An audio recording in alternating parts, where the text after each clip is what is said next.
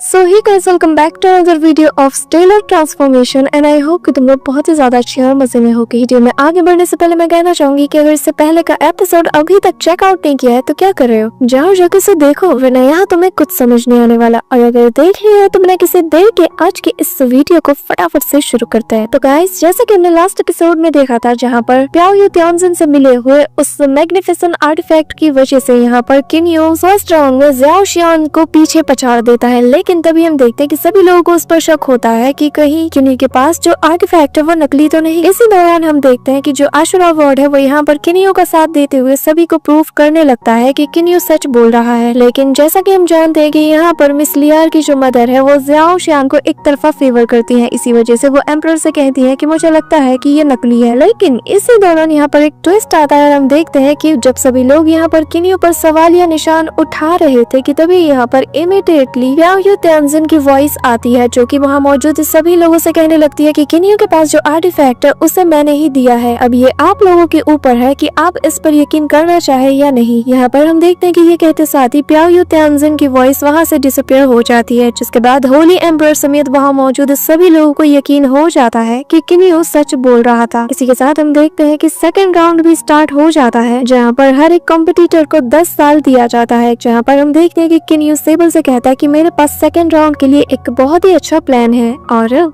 आगे होमीज इस पार्ट की स्टार्टिंग होती है और हमें दिखाया जाता है जहाँ पर किन्यू अपने बाकी दो भाइयों के साथ कहीं पर जा रहा था। इसी दौरान हम देखते हैं हाफी से सबर नहीं होता और वो पूछने लगता है कि भाई ये बहुत ही ज्यादा गलत बात है, तुम जानते हो कि मुझसे ऐसे सस्पेंस में नहीं रहा जाता, तो तुम बता क्यों नहीं देते कि आखिर सेकंड राउंड के लिए तुम्हारे पास कौन सा आइडिया है। जिस पर किन्यू मुस्कुराता है और कहने लगता है कि जो सेकंड राउंड है वो हमारी ट्रू इंटेंशन को शो करने के लिए होगा और इसीलिए मेरे पास ये आइडिया है कि मैं सेकंड राउंड के लिए अपने 10,000 रेयर मटेरियल का यूज करके एक बहुत ही कमाल के वेपन को यहाँ पर रिफाइन करने वाला हूँ। जो सुनते साथ ही हाफी कहने लगता है कि भाई ये तो बहुत ही ज्यादा है, जिस पर सेबल भी हैरानी के साथ कहने लगता है कि तुम्हारे कहने का मतलब ये है एक नॉर्मली डिवाइन वेपन को रिफाइन करने के लिए तुम्हें कुछ ही मटेरियल्स की जरूरत पड़ती है, लेकिन तुम 10,000 रेयर मटेरियल्स का यूज करने वाले हो, और जिसका मतलब ये कि तुम सभी को सरप्राइज कर दोगे और मैं बस इमेजिन ही कर सकता हूँ कि आखिर तुम्हारे दिमाग में क्या ही चल रहा होगा। यहाँ पर हम देखते हैं कि ये सुनते साथ ही किन्यू स्माइल करता है और फिर कहने लगता है कि तुम लोग सोच भी नहीं सकते कि मैं क्या बनाने वाला हूँ। और फिर वो आगे कहने लगता है कि ये वो जगह होगी जहाँ पर मेरी और लियार की वेडिंग होगी और जहाँ पर फ्यूचर में हम दोनों रहा करेंगे। जिस पर हाफी कहने लगता है कि तो भाई इसका मतलब ये है कि तुम अब तक का सबसे पावरफुल वेपन को यहाँ पर रिफाइन करने वाली हो और ऐसा कुछ तो सिर्फ मेरा भाई ही कर सकता है। इसी दौरान हम देखते हैं कि यहाँ पर मास्टर जी आ जाते हैं, जिसे देखते साथ ही किन्यू कहने लगता है कि मास्टर जी आखिर इस वक्त आप यहाँ पर क्या कर रहे हैं। जिस पर मास्टर जी उसे बताने लगते हैं कि दुआन मो ज़्याओ शियान और तुम्हें मैं यहाँ पर बताने आया हूँ कि तुम लोगों को जल्द से जल्द दक्षिण की तरफ रवाना हो जाओ और जहाँ पर जाकर ही तुम लोगों को वो लेजेंडरी ट्रेजर जो कि पेंथम मिरर है वो मिल जाएगा। इसी दौरान हम देखते हैं कि पेंथम मिरर का नाम सुनकर यहाँ पर किन्यू थोड़ा हैरान हो जाता है, जिस पर मास्टर जी उसे एक स्टोरी बताते हुए कहने लगते हैं कि हाँ तुमने सही सुना, क्योंकि आज से ठीक 10 बिलियन साल पहले हमारे इस डिवाइन रियलम में वो पेंथम मिरर अपीयर हुआ था और इसकी पावर का तुम इसी से अंदाजा लगा लो कि इसे देखते साथ ही इंसान को अपना ट्रू सेल्फ नजर आ जाएगा, जिसमें कि हजारों इल्यूजन्स है, लेकिन ये उससे भी कई गुना ज्यादा रेयर है। जिसके बाद वो आगे बताने लगते हैं कि मोस्ट लाइकली जिस किसी को भी ये पेंथम मिरर मिलेगा वही सेकंड राउंड का विनर होगा। यहाँ पर हम देखते हैं कि ये सुनते साथ ही किन्यू ज्यादा खुश नहीं होता, लेकिन तभी यहाँ पर पीछे से हाफी कहने लगता है कि अरे वाह, फिर तो ये बहुत बढ़िया है, चलो भाई हम तीनों मिलकर जाते हैं और उस चीज को ढूंढ कर लाते हैं, फिर तो तुम जल्द से जल्द जीत जाओगे और तुम्हें कोई भी हरा नहीं सकता। यहाँ पर हम देखते हैं कि किन्यू के पास भी और कोई चॉइस नहीं होता, तो वो उन दोनों से कहने लगता है कि ठीक है फिर हम सभी लोग वहाँ पर साथ में जाएंगे, लेकिन उससे पहले हमें सारी प्रिपरेशन कर लेनी चाहिए। ये कहते साथ ही हम देखते हैं कि वो मास्टर जी को वहाँ पर ग्रीट करते हुए वो तीनों दक्षिणी तट की तरफ रवाना हो जाते हैं। इसी के साथ सीन शिफ्ट होता है और हमें दक्षिणी तट का सीन दिखाया जाता है, जहाँ पर हम देखते हैं कि किन्यू तेजी के साथ अपनी शिप में सवार होकर अपनी डेस्टिनेशन की तरफ रवाना हो रहा था। इसी दौरान हम पीछे हाफी को देखते हैं, जहाँ पर वो इस जगह को देखकर बहुत ही ज्यादा खुश था और वो किसी छोटे बच्चे की तरह वहाँ पर उछल कूद करना शुरू कर देता है। इसी दौरान यहाँ पर मास्टर जी किन्ही को यहाँ पर ब्रदर दुआनमो और ज़ियाओ शान के बारे में अपडेट्स दे रहा था और बताता है कि वो दोनों ही एक ही डायरेक्शन में साथ में बढ़ रहे हैं, इसलिए मैं चाहता हूँ कि तुम थोड़ा खास ख्याल रखना। जिसके साथ ही हम यहाँ पर देखते हैं कि किनियो अपने डिवाइन सेंसेस का यूज करके उन सभी की लोकेशन का पता लगाता है, जिसके बाद वो यहाँ हाफी से कहने लगता है कि जल्दी करो, हमें उन लोगों को पीछे छोड़ना है। जिस पर हाफी कहने लगता है कि भाई तुम चिंता मत करो, मेरा ये वेपन बहुत ही ज्यादा फास्ट है। इसी दौरान किनियो अपने मन में कहने लगता है कि वो दोनों हमसे बहुत ही आगे निकल चुके हैं। इसी दौरान हमें वहाँ पर आइलैंड के पास एक ऐसा बीस्ट दिखाया जाता है जो कि 6 आइड लाइन होता है, और जहाँ पर जैसे ही वो किसी को फील करता है वो अपनी आंखें खोलते साथ ही पावरफुल अटैक करते हुए कहता है कि जो भी इस आइलैंड पर कदम रखने का सोचेगा भी उसे अपनी जान से हाथ धोना होगा। ये कहते साथ ही वो किनी और उसके भाइयों पर अटैक करता है, लेकिन वो अटैक वहीं पर नलीफाई हो जाता है। बस फिर क्या, यहाँ पर जैसे ही हाफी की नजर एक और बीस्ट पे जाती, वो इमीडिएटली अपने उसी डिवाइन स्पेयर को लेते साथ ही उसके सामने जंप करता है और फिर एक फॉर्मेशन को क्रिएट करके यहाँ पर उस 6 आइड लाइन को सप्रेस करने में लग जाता है। जिसके बाद वो कहने लगता है कि हाँ, तो अब बातचीत की बारी। जिसके बाद हम देखते हैं कि किनियो भी आकर उससे पूछने लगता है कि क्या तुम्हें फैंटम मिरर के बारे में पता है। यहाँ पर हम देखते हैं कि वो लाइन कहने लगता है कि नहीं, मुझे इस बारे में कुछ नहीं पता। लेकिन तभी हम देखते हैं कि हाफी को यहाँ पर बहुत ही ज्यादा गुस्सा आ जाता है और वो कहने लगता है कि चुपचाप बताओ वरना तुम्हारी मैं यहाँ पर धुलाई कर दूंगा। जिस पर हम देखते हैं कि वो लाइन भी बहुत ही ज्यादा डर जाता है और कहने लगता है जी मास्टर, मैं आपको सब कुछ बताऊंगा। हालांकि मुझे तो इस बारे में कुछ नहीं पता, लेकिन मुझे यकीन है कि जो हमारे इस बैम्बू फॉरेस्ट का मास्टर है उसे उसके बारे में जरूर पता होगा। जिस पर हाफी कहता है कि आखिर तुम कहना क्या चाहते हो। जिस पर वो लाइन उसे बताने लगता है कि यहाँ पर ये जो आइलैंड देख रहे हो, तो इस आइलैंड का ओनर ही असल में इस बैम्बू फॉरेस्ट का ओनर है, और अगर उन्हें ही इस फैंटम मिरर के बारे में पता नहीं होगा तो यहाँ इस पूरे इंटायर 9 ये आइलैंड में भी किसी को भी इस बारे में पता नहीं होगा। आफ्टर ऑल वो इस पूरे आइलैंड के गॉड किंग है। जिस पर किनियो से पूछने लगता है कि अगर तुम हमें सीधा सीधा बता दो कि आखिर वो बैम्बू आइलैंड एग्जैक्टली कहाँ पर है, हमारे लिए उस चीज को ढूंढना और भी ज्यादा आसान होगा, साथ ही हम तुम पर दोबारा अटैक भी नहीं करेंगे। जो सुनते साथ ही हम देखते हैं कि वो लाइन अपने राइट साइड वाले हेड के फोरहेड में से एक ग्लो करती हुई एनर्जी बॉल को निकालता है और उनसे कहने लगता है कि तुम तीनों को बस इस बॉल को फॉलो करते रहना है। जो सुनते साथ ही हम देखते हैं कि वो तीनों से फॉलो करना शुरू कर देते हैं और उनके जाते ही वो लाइन कहने लगता है कि पता नहीं अब इस जगह का क्या होगा। जिसके बाद हम देखते हैं कि किनियो अपने भाइयों के साथ जब उस एनर्जी बॉल का पीछा कर रहा होता है कि तभी यहाँ पर हाफी को ज़ियाओ शान और उसके 2 लोग नजर आ जाते हैं, जहाँ पर वो अपने दोनों बंदों से पूछने लगता है कि आखिर तुम्हारी नजरों से दुआनमो कैसे गायब हो सकता है। मैंने तुम दोनों को इसीलिए रखा था ताकि तुम उस पर अपनी निगरानी करो। जिसके बाद वो कहने लगता है कि ज़ूलिन आइलैंड बहुत ही पास है, इसीलिए जल्दी से जाओ और उसे ढूंढ कर निकालो। जिस पर उसका एक सर्वेंट कहने लगता है कि लेकिन मास्टर, हमने तो हर जगह से तलाश किया, इवन कि हमने अपने इसी मैजिक टूल का भी यूज किया, लेकिन हमें उसका कहीं पर भी पता नहीं चल रहा। इसी दौरान ज़ियाओ शान की नजर किनी और उसके भाइयों पर जाती है, जहाँ पर वो उसे यहाँ पर देखकर बहुत ही ज्यादा शॉक्ड हो जाता है। जिसके बाद जब किनियो उसके पास आता है तो वो कहने लगता है कि मानना पड़ेगा कि क्या ही अजीब इत्तेफाक है, लेकिन मैं हैरान हूँ कि आखिर ब्रदर किनियो यहाँ पर क्या करने आए हैं। जिस पर किनियो भी उसे घुमाकर जवाब देते हुए कहता है कि मैं भी यहाँ पर वही करने आया हूँ जिसके लिए तुम यहाँ पर आए हो, तो इसलिए बेहतर होगा कि तुम यहाँ पर नाटक करना बंद करो। जिस पर वो कहने लगता है कि अच्छा, तो तुम लोग इतनी दूर से मुझे फॉलो करते हुए आए हो। जिस पर किनियो कहने लगता है कि जहाँ तक मेरी जानकारी के हिसाब से तुम खुद यहाँ पर ब्रदर दुआनमो को फॉलो करते हुए आए हो। जिस पर ज़ियाओ शान गुस्से के साथ कहने लगता है कि हाँ, तो भले ही मैंने उसे फॉलो किया, लेकिन एंड में जिसके हाथ भी वो फैंटम मिरर लगेगा वही विनर कहलाएगा। ये कहते साथ ही वो अपने सभी लोगों को वहाँ पर ऑर्डर दे देता है कि जाओ इस पूरे बैम्बू इलाके को छान मारो और हर हाल में ब्रदर दुआनमो को ढूंढ निकालो। जो सुनते साथ ही हम देखते हैं कि अचानक से उसके दोनों सर्वेंट यहाँ पर उसी मैजिक टूल का यूज करते हुए उसमें से कुछ वेपन्स को निकालते साथ ही पानी में थ्रो करना शुरू कर देते हैं। जो देखकर यहाँ पर किनियो कहने लगता है कि इस पूरे बैम्बू आइलैंड का जो ओनर है वो गॉड किंग है, तो तुम्हें नहीं लगता कि जो तुम यहाँ पर कर रहे हो उससे वो कहीं ऑफेंड ना हो जाए। जिस पर ज़ियाओ शान भी कहने लगता है कि इससे क्या फर्क पड़ता है, कौन सा वो यहाँ पर आकर मुझे देखने वाले हैं, अगर वो आ भी चाहते हैं तो भी वो मेरा कुछ भी नहीं बिगाड़ सकते, क्योंकि भूलो मत कि मैं किस फैमिली से बिलोंग करता हूँ। लेकिन मुझे इससे ख्याल आया कि ब्रदर किनियो तो लोअर रियलम से बिलोंग करते हैं। यहाँ पर ये सुनते साथ ही सेबर को बहुत ही ज्यादा गुस्सा आ जाता है और फिर वो उससे कहने लगता है आखिर तुम्हारी हिम्मत कैसे हुई मेरे भाई से ऐसे पेश आने की। ये कहते साथ ही हम देखते हैं कि वो वहाँ पर अपने थंडर पावर को एक्टिवेट करते हुए ज़ियाओ शान पर अटैक करने के लिए दौड़ता है, लेकिन ज़ियाओ शान भी अपने यहाँ पर डिवाइन मास्क का यूज करते हुए उसे डॉज कर देता है और फिर वो उन दोनों से कहता है कि लगता है कि तुम दोनों भी किनियो की तरह ही बेवकूफ हो। जो सुनकर यहाँ पर हाफी को भी गुस्सा आ जाता है और कहता है कि भाई अब तो इसने सारी हदें पार कर दी। जिस पर किनियो कहने कहने लगता है कि हाँ इसने सही कहा, मैं किनियो हूँ जो कि लोअर रियलम से बिलोंग करता है और जिसके पास ना ही ऐसे फादर और ब्रदर है जो कि यहाँ पर उसे सपोर्ट करे और ना ही मेरी इसकी तरह ही कोई स्ट्रॉन्ग बैकग्राउंड वाली फैमिली है, लेकिन मैं जो कुछ भी हूँ वो सब कुछ आज अपने दम पर हूँ और आज यहाँ पर इस होने वाले स्वयंवर को मैं जीतने के लिए भी आया हूँ। ये कहते साथ ही हम देखते हैं कि किनियो यहाँ पर अपने स्पेस लव फॉर्मेशन का यूज करना शुरू कर देता है, जिससे हम देखते हैं कि वो एक इतने बड़े फॉर्मेशन को क्रिएट करता है जो कि वहाँ मौजूद उस हिडन आइलैंड को पूरी तरीके से बाहर ले आते हैं, जो देखकर यहाँ पर ज़्याओ शान भी शॉक्ड हो जाता है और फिर वो अपने मन में कहने लगता है कि किनियो की स्ट्रेंथ तो बहुत ही ज्यादा कमाल की है। जिसके बाद हम देखते हैं कि ज़्याओ शान यहाँ पर बेशर्मी के साथ किनियो के आगे आ जाता है और फिर किनियो से कहने लगता है कि ब्रदर किनियो, इसके लिए तुम्हारा शुक्रिया, लेकिन पहले मैं जाऊंगा। ये कहते साथ ही वो अपने लोगों के साथ वहाँ पर रवाना हो जाता है, लेकिन हम देखते हैं कि किनियो उसे कुछ नहीं कहता। जिसके बाद हम देखते हैं कि जैसे ही ज़्याओ शान अपने बंदों के साथ वहाँ पर लैंड करता है, अचानक से उनका वो मैजिक टूल काम करना बंद कर देता है। तभी पीछे से यहाँ पर किनियो अपने भाइयों के साथ आ जाता है, जिन्हें देखते साथ ही ज़्याओ शान अपने बंदे को वहाँ पर धक्का देते हुए कहता है कि आखिर तुम लोग किस काम के हो, तुम लोगों से तो एक नॉर्मल सा टूल भी यूज नहीं किया जा रहा। जिस पर उसका सर्वेंट उसे जवाब देते हुए कहता है कि आप टूल की बात कर रहे हैं, यहाँ पर तो आप अपने डिवाइन सेंसेस का भी यूज नहीं कर सकते, इसीलिए हमें यहाँ पर बहुत ही ज्यादा चौकन्ना रहना होगा। जो सुनकर ज़्याओ शान को गुस्सा आ जाता है और वो अपने हाथ से एक स्लैश अटैक करता है और आसपास के सारे बैम्बू फॉरेस्ट में से कुछ हिस्से को वो पूरी तरीके से सफा चट कर जाता है और फिर कहने लगता है कि लो, मैंने रास्ता क्लियर कर दिया, अब जाओ और जाके ढूंढो। जिसके बाद हम देखते हैं कि वो भी अपने लोगों के साथ जंगल में आगे रवाना हो जाता है, लेकिन जैसे ही यहाँ पर सेबल आगे बढ़ता है, किनियो उसे रोक देता है और कहता है कि चुपचाप यहीं पर खड़े रहो। और अब आने वाला है मजा। हम देखते हैं कि जैसे ही यहाँ पर ज़्याओ शान अपने लोगों के साथ उस फॉरेस्ट के थोड़ा डीप में जाता है कि तभी वो सारे बैम्बूज जिसे कि उसने अभी अभी काट डाला था, वो सारे बैम्बू ट्रीज दोबारा से रीग्रो कर जाते हैं, जो देखकर उसके लोग बहुत ही ज्यादा डर जाते हैं कि तभी यहाँ पर ज़्याओ शान गुस्से के साथ आगे आने वाले सारे बैम्बू ट्रीज को अपने स्लैश अटैक से वहाँ पर दोबारा से काटना शुरू कर देता है कि तभी हम देखते हैं कि वो सारे बैम्बू ट्रीज दोबारा से रीग्रो कर जाते हैं और तभी हमें झाड़ियों के बीच एक मिस्टीरियस पर्सन को दिखाया जाता है। जिसके बाद हम देखते हैं कि यहाँ पर ज़्याओ शान और उसके बंदे जहाँ पर खड़े थे उस जगह पर एक फॉर्मेशन ग्रो करना शुरू कर देता है और उसके लोग डर के मारे कह रहे होते हैं, मास्टर ये बैम्बू फॉरेस्ट तो बहुत ही ज्यादा स्ट्रेंज है। जिस पर ज़्याओ शान कहता है कि चुप कर जाओ, ये बस एक नॉर्मल सा बैम्बू फॉरेस्ट ही है। जो कहते साथ ही हम देखते हैं कि वो वहाँ पर अपने उस डिवाइन वेपन को बाहर निकालता है और बिजली की स्पीड से सारे बैम्बू ट्रीज को काटना शुरू कर देता है, जो देखकर उसके साथ ही कहते हैं कि अरे वाह, आपने तो कमाल कर दिया, आपने सही कहा था, ये तो बस मामूली से बैम्बू फॉरेस्ट है, हमें इनसे नहीं डरना चाहिए। जिसके बाद वो सभी लोग खुश हो जाते हैं। जिस पर ज़्याओ शान कहने लगता है कि तुम लोग तो फालतू में डर रहे थे, कोई भी मेरे सामने नहीं टिक सकता। इसी दौरान सीन शिफ्ट होता है और हमें ब्रदर दुआन मू को दिखाया जाता है, जहाँ पर वो उस पूरी जगह को ऑब्जर्व करते हुए कहने लगता है कि मुझे यहाँ पर बहुत ही ज्यादा संयम से काम लेना होगा। कि तभी सीन वापस से शिफ्ट होता है और हम देखते हैं कि ज़्याओ शान और उसके साथियों की तरफ एक बैम्बू लीफ तेजी से उड़ता हुआ आता है, जिससे कि वो लोग इजीली डॉज कर जाते हैं। लेकिन तभी हम देखते हैं कि वहाँ पर एक के बाद एक बहुत से बैम्बू लीव्स किसी शार्प ऑब्जेक्ट में चेंज होकर इनकी तरफ तेजी से आते हैं, जिससे कि ज़्याओ शान अपनी पावर का यूज करके उनसे डॉज कर जाता है और फिर वो वहाँ पर अपने लिए एक शील्ड को बना लेता है, लेकिन उसके साथ ही उसे डर के मारे छोड़कर उसे चले जाते हैं। और उनमें से एक कहने लगता है कि क्या तुम हमारे हिस हाइनेस के लिए अपनी जान नहीं दे सकते? जिस पर वो दूसरा कहता है कि अगर तुम्हें इतनी ही उनकी परवाह है तो खुद जाओ और जाकर उनके लिए अपनी जान दे दो, लेकिन मैं उनके लिए अपनी जान नहीं दे सकता। इसी दौरान हम देखते हैं कि ज़्याओ शान उन लोगों से कहता है कि तुम दोनों मेरी नस्लों के सामने दूर हो जाओ, तुम्हारे जैसे डरपोक सर्वेंट्स की मुझे कभी जरूरत नहीं। यहाँ पर तभी हम देखते हैं कि बहुत से बैम्बू लीफ से दोबारा से इन तीनों पर अटैक हो जाते हैं, जिससे कि ज़्याओ शान बचने के लिए हवा में जंप करके दूर जाने की कोशिश करता है, लेकिन वो बैम्बू लीव्स उसे वहाँ पर जकड़ लेते हैं और पूरी तरीके से लॉक कर देते हैं। जिसके बाद हम देखते हैं कि वापस से वो यहाँ पर ज़्याओ शान को उसी बैम्बू फॉरेस्ट में लाकर उसे बैम्बू के साथ बांध कर रख देते हैं और वो तेजी से चिल्ला रहा होता है कि प्लीज मुझे जाने दो। इसी दौरान हम देखते हैं कि उसके चिल्लाने की आवाज दूर यहाँ पर ब्रदर दुआन मू को भी सुनाई देती है और जिसे सुनते साथ ही हम देखते हैं कि वो वहाँ पर हैंड साइन को बनाते हुए अपने पावर को एक्टिवेट कर लेता है, जिससे उसके आसपास एक टॉर्नेडो सा बनने लगता है और फिर उसके बॉडी में से उसकी सोल बाहर आ जाती है, जो कि आसपास की जगह में जाकर उस जगह को ऑब्जर्व करना शुरू कर देती है। कि तभी वो जैसे ऊपर की तरफ देखता है तो उसे वहाँ सूरज की रोशनी नजर आती है। कि तभी यहाँ पर वो खुद को किसी और डायमेंशन में पाता है। इसी दौरान हम किनियो और बाकी सबको देखते हैं, जहाँ पर किनियो अपनी पावर का यूज करके उस बैम्बू फॉरेस्ट को चेक करता है और फिर कहने लगता है कि ये जो बैम्बू फॉरेस्ट हम देख रहे हैं ये न सिर्फ एक फॉर्मेशन है बल्कि अपने आप में ही एक ट्रेजर है, और जिसका मतलब ये कि अगर कोई एक बार इसके अंदर गलती से एंटर हो जाए ना तो वो पूरी तरीके से ट्रैक हो जाएगा। यहाँ पर तभी हम देखते हैं कि अचानक से वो पूरा बैम्बू फॉरेस्ट वहाँ से गायब हो जाता है, जो देखकर सभी शॉक्ड हो जाते हैं। और फिर एक वॉइस बताने लगती है कि मैंने 10 बिलियन साल पहले डिवाइन रियलियम को छोड़ दिया था, लेकिन लगता है कि अब एक बहुत बड़ा जीनियस यहाँ पर आ चुका है। जिस पर किनियो अपना इंट्रोडक्शन देते हुए यहाँ पर उसे अपने बारे में बताता है कि तभी यहाँ पर वो वॉइस उसे बताती है कि आखिर तुम यहाँ पर किस लिए आई हो। जिस पर किनियो उसे पूछने लगता है कि मैं यहाँ पर इस बैम्बू फॉरेस्ट के ओनर से कुछ सवाल है जिनका जवाब पूछने के लिए आया हूँ। इसी दौरान हम देखते हैं कि वहाँ पर बहुत सी बैम्बू लीव्स आकर एक फिगर का शेप लेना शुरू कर देती है। जिसके बाद वो पर्सन वहाँ से बाहर आते हुए कहने लगता है कि क्योंकि तुमने मेरे इस फॉर्मेशन का पता लगा लिया है इसलिए तुम क्वालिफाइड हो कि मैं तुम्हारी विश को ग्रांट करूं। जिसके बाद हमें बताया जाता है कि ये पर्सन और कोई नहीं बल्कि ये फेंग यानी कि गॉड किंग है। और फिर यहाँ पर किनियो से कहने लगता है कि लेकिन ये कितनी ज्यादा अजीब बात है कि मैंने तुम्हारे जैसे जीनियस के बारे में कहीं नहीं सुना। जिस पर यहाँ पर हाउफी खुश होते हुए कहने लगता है कि हाँ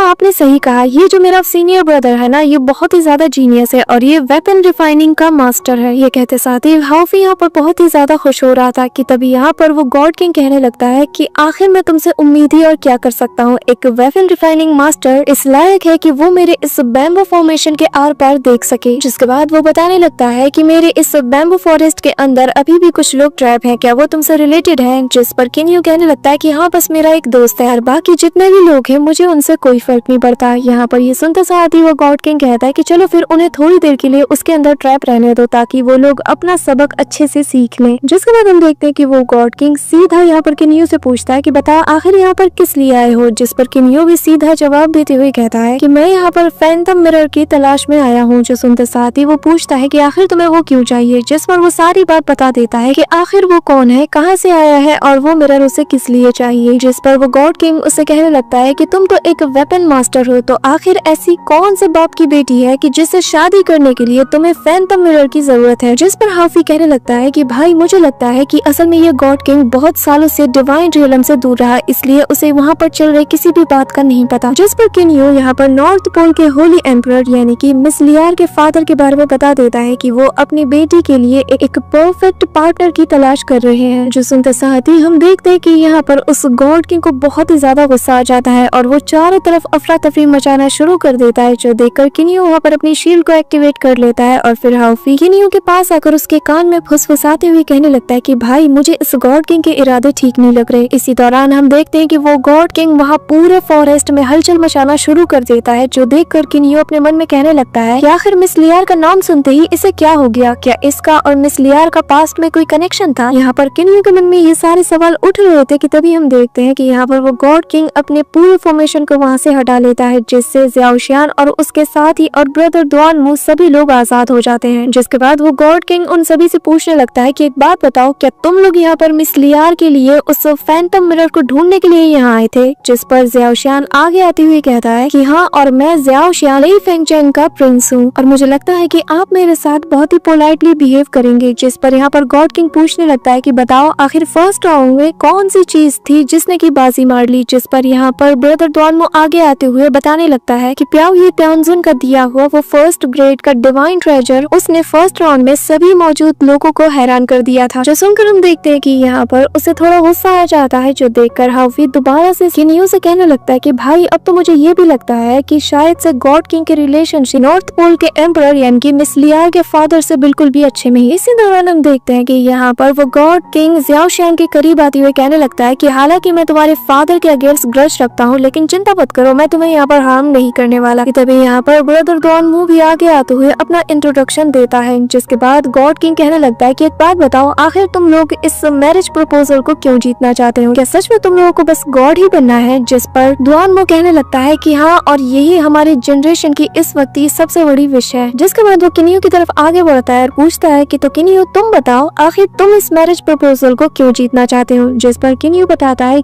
कि वो इसलिए क्योंकि मैं मिस लियार से प्यार करता हूँ और जिसे लेकर मैं बहुत ही ज्यादा सिंसियर हूँ। ये सुनते साथ ही गॉड किंग तेजी से हंसने लगता है और फिर हवा में फ्लोट करते हुए उन लोगों से कहने लगता है कि जो भी मेरे इस फैंटम टेस्ट को पास करेगा उसे ही वो फैंटम मिरर मिलेगा। इसी के साथ वो आगे बताता है कि जिस चीज की भी तुम लोग तलाश कर रहे हो वो तुम्हें एक मेंशन के अंदर मिलेगी जो कि समुद्र के यही कहीं गहराइयों में मौजूद है, और अगर तुम लोग उसे ढूंढ सकते हो तो जाकर ढूंढ लो। जो सुनकर हम देखते हैं कि वो तीनों वहाँ से चले जाते हैं। इसी दौरान हम उसी गॉड किंग को देखते हैं जहाँ पर वो पानी के पास बैठकर वहाँ पर उस लेडी को याद करते हुए कहने लगते हैं कि मुझे याद है कि तुम इस मिरर का यूज किया करती थी खुद को उस मिरर में निहारने के लिए, और न जाने इन तीनों में मिस लियार के लिए कौन सबसे ज्यादा सिंसियर है। इसी दौरान हम उन तीनों को देखते हैं जहाँ पर ब्रदर दुआनमू किन्यू से पूछता है कि आखिर इस बैम्बू आइलैंड का ओनर कौन है, जिस पर किन्यू बताने लगता है कि उसका नाम यी फेंग है। मुझे यकीन है कि तुमने उसके बारे में जरूर सुना होगा। यी फेंग का नाम सुनते साथ ही यहाँ पर दुआनमू को याद आ जाता है कि ये वही यी फेंग है जो कि बहुत ही ज्यादा पावरफुल था और गॉड रियलम में सबसे हैंडसम और जीनियस गॉड माना जाता था। लेकिन फिर एक दिन गॉड्स के बीच में फाइट हुई जिसकी चपेट में ये दोनों आ गए और ये लोग किसी आमई नाम की लेडी को प्रोटेक्ट करना चाहते थे, जिस वजह से उसका एक भाई वहाँ पर ट्रैप हो जाता है और दूसरा भाई यहाँ पर होली एम्परर और आमई को प्रोटेक्ट करने के लिए वहाँ पर उस लड़ाई की चपेट में आ जाता है। इसी के साथ हमें प्रेजेंट टाइम का सीन दिखाया जाता है जहाँ पर दुआनमू आगे कहने लगता है कि यकीन नहीं होता कि ये वही यी फेंग है जो अपने जमाने में क्या ही लगते थे और आज जरा इनकी हालत देखो। लेकिन उस वॉर के बाद से किसी ने भी इन दोनों के बारे में आज तक नहीं सुना। जिसके बाद हम देखते हैं कि दुआनमू किन्यू से कहने लगता है कि अब हमें यहाँ पर इस बारे में बात नहीं करना चाहिए और जिस वजह से हम यहाँ पर आए हैं हमें उस काम में लग जाना चाहिए, जिस पर किन्यू भी उससे कहता है कि हाँ तुम सही कह रहे हो। जिसके बाद हम देखते हैं कि ब्रदर दुआनमू यहाँ पर किन्यू से सेपरेट हो जाता है। So that's it for today guys. I hope कि तुम सबको आज की वीडियो बहुत ही ज्यादा पसंद आई होगी। अगर हाँ तो वीडियो को लाइक करना, चैनल पे नहीं हो तो सब्सक्राइब करना और कमेंट करके अपना बेस्ट पार्ट जरूर बताना। तो मिलते हैं नेक्स्ट वीडियो में नेक्स्ट एपिसोड के साथ, तब तक के लिए बाय।